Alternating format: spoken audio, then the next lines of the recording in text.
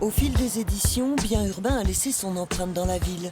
Un peu partout depuis 2011, des peintures murales ont fait leur apparition sur les façades byzantines, des œuvres d'art à l'air libre restées visibles pendant le confinement. Ici, on a la frontière de mon kilomètre. Vu que les musées étaient fermés, si on ne voulait pas voir de l'art sur écran, on pouvait en voir que dans la rue.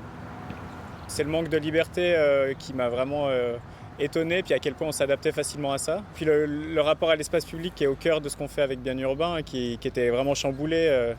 Là, les espaces publics vides, plus de circulation, plus d'interaction. Et ça, c'était très étrange. On pouvait s'en réjouir de voir moins de voitures et en même temps, ça faisait une ville morte.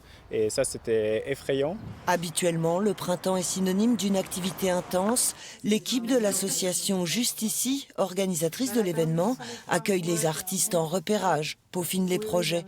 Mais en 2020, les locaux ont été désertés 2 mois durant. Le printemps n'a pas eu la même saveur. On a décidé de vraiment ne pas faire le côté public du festival à la fin du confinement, je crois. Ouais. Parce qu'on se rendait compte que l'accueil public était compliqué et puis surtout certains artistes ne pouvaient pas finaliser leur travail. Oublier les festivités liées à la 10e édition ou plutôt reportées par la force des choses. Ça n'aurait pas été un anniversaire comme on l'aurait voulu. Ça n'est jamais arrivé dans l'histoire du festival, donc c'est sûr que ça nous fait drôle, mais en même temps, ça nous amène à nous poser, à réfléchir à d'autres projets. Enfin, sur les artistes, je veux pas trop avancer, mais peut-être qu'il y en a qui viendront l'année prochaine, donc c'est déjà pas pour rien. Puis les partenariats qu'on a commencé à mener, c'est pareil, c'est toujours peut-être plus tard, ou au pire, c'est pas perdu. Bah, c'est vrai que le mot un mal pour un bien est peut-être pas si décalé, ouais. Actions culturelles et publications se poursuivent. Pas de création en direct en revanche en 2020. Les artistes ont quand même été invités à envoyer des affiches que l'équipe apposera elle-même dans l'espace public.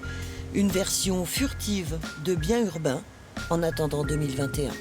Là, on va aussi organiser des visites quand même, ce qu'on fait pendant le festival et en dehors, des visites à pied, peut-être à vélo, enfin on verra, pour continuer à faire vivre le festival de cette manière-là avant les 10 ans de l'année prochaine. On a la chance d'avoir plein de soutiens et de partenaires qui ont tout de suite dit si ça doit être reporté, prenons le temps de le faire encore mieux que prévu. Donc on est assez confiant pour l'année prochaine.